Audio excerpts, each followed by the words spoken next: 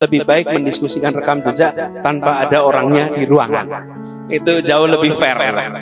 Jadi bisa ngomong dengan leluasa, dengan bebas gitu. Dan ini bagian dari pembelajaran bagi kita semua.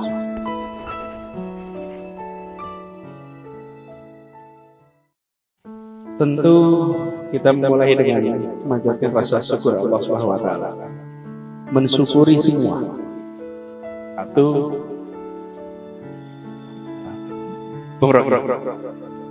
terusin ya.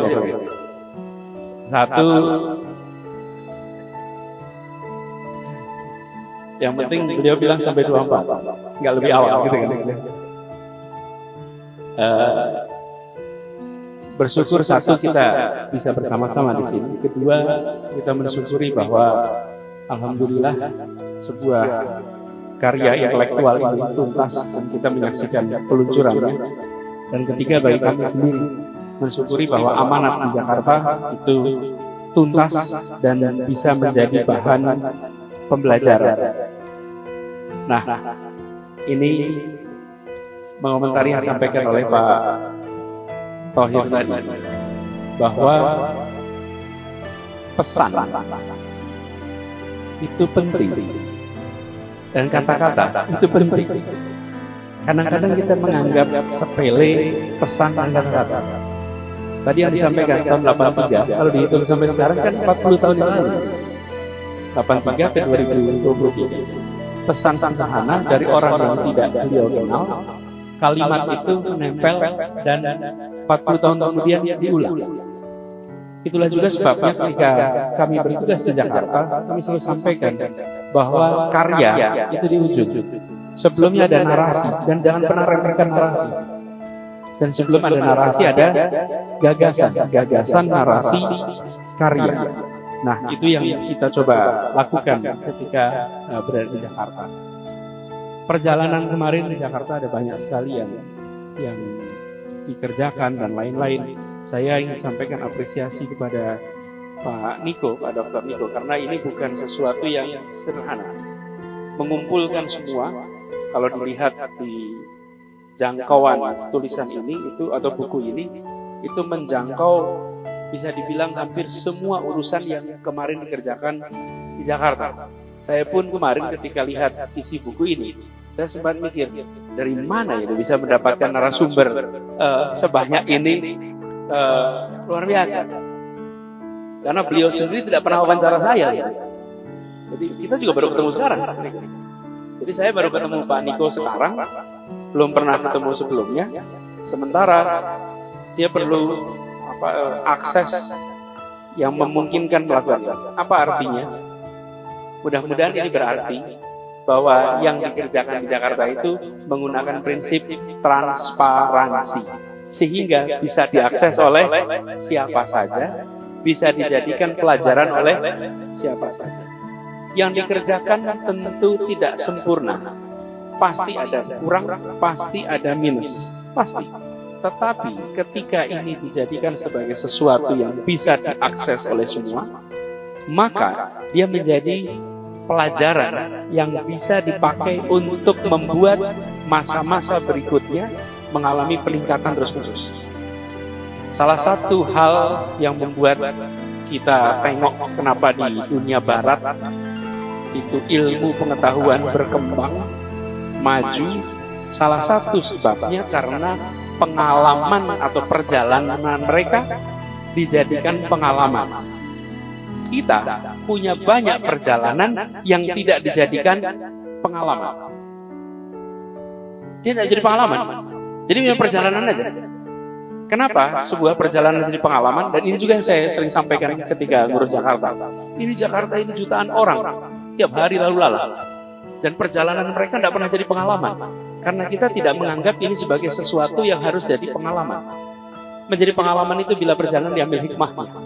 Bila perjalanan itu dijadikan refleksi. Bila perjalanan itu dijadikan sebuah bekal untuk bisa dipelajari bagi dirinya atau bagi orang lain. Nah, perjalanan 5 tahun Jakarta oleh Pak Niko ini telah dijadikan sebuah pengalaman dengan menjadikannya sebagai sebuah buku. Begitu dia jadi buku, maka dia menjadi bekal untuk bisa dipakai ke generasi-generasi berikutnya. Tradisi penulisan seperti ini saya rasa luar biasa, perlu kita apresiasi. Kalau boleh kita berikan tepuk tangan pemerintah untuk Pak Niko ini. Terima kasih. Bang Tamsil, selamat datang. Jadi kami ingin sampaikan terima kasih, apresiasi. Nah, saya juga melihat ke depan ini menjadi penting untuk kita yang berada di dalam pemerintahan mempertanggungjawabkan pada publik. Bagaimana policy dibuat dan bagaimana policy itu punya dampak pada masyarakat. Ini kebetulan tadi pagi saya baru hadir acara buruh, Mas Herzud, acara hari buruh. Oh, di sini juga ya? Siap. Nah, di acara hari buruh itu tadi saya cerita, ada satu kebijakan yang di tahun 2020 pada saat itu ada pandemi, ekonomi kita kan mengalami kontraksi. Dan pada saat ekonomi mengalami kontraksi, pemerintah membuat kebijakan bahwa UMP tidak boleh dinaikkan. Atau bukan tidak boleh dinaikkan, UMP tidak harus dinaikkan, bukan tidak boleh, tidak harus dinaikkan. Apalagi banyak sektor-sektor malah diminta mempertahankan tenaga kerjanya, jangan sampai terjadi PHK. Nah, kami lihat di Jakarta pada tahun 2020 itu, kalau dibuat grafik, ekonomi itu kalau turun, grafiknya turun ke bawah. Pada saat pandemi, ada memang yang sektor turun, tapi ada sektor yang naik. Sektor kesehatan itu booming itu. Yang membuat masker booming, yang membuat alat-alat kesehatan, itu sektor yang di saat pandemi mengalami booming. Saya sampaikan, bila kita dalam situasi booming sektor sebagian, tidak mengharuskan kenaikan UMP, maka sesungguhnya kita tidak bersikap adil. Nah, di dalam pengambilan kebijakan-kebijakan seperti ini, itu tidak ada rekamannya. Nah, ada prosesnya, tidak ada rekamannya. Yang muncul adalah kebijakan UMP asimetrik waktu itu. Ini tahun berikutnya, Menteri Tenaga Kerja di dalam peraturan menyatakan tidak boleh ada kebijakan UMP asimetrik lagi. Karena DKI ambil kebijakan yang asimetrik. Nah, saya melihat tulisan-tulisan yang bisa mereview kebijakan-kebijakan ini sebagai bahan untuk kedepannya. Bisa kita membuat pelajaran, mengambil pelajaran dari kebijakan-kebijakan yang dibuat di masa yang lalu. Jadi saya bersyukur sekali ini selesai tuntas, terima kasih. Walaupun saya tidak terlibat dalam penulisannya, terlibat langsung maupun tidak langsung, saya sampaikan terima kasih dan mudah-mudahan semua orang yang pernah bertugas di pemerintahan bisa dibuatkan buku rekam jejaknya seperti ini. Mudah-mudahan. Walaupun barangkali ada yang nggak kepengen dibuatin rekam jejaknya, gitu. Ada yang nggak kepengen dibikin rekam jejaknya. Tapi kita mudah-mudahan kita termasuk yang kepengen ditulisin lah rekam jejak gitu. Karena itulah bukti paling otentik yang kita kerjakan. Nah, jadi saya ingin sampaikan terima kasih lalu pada Pak Thohir, terima kasih.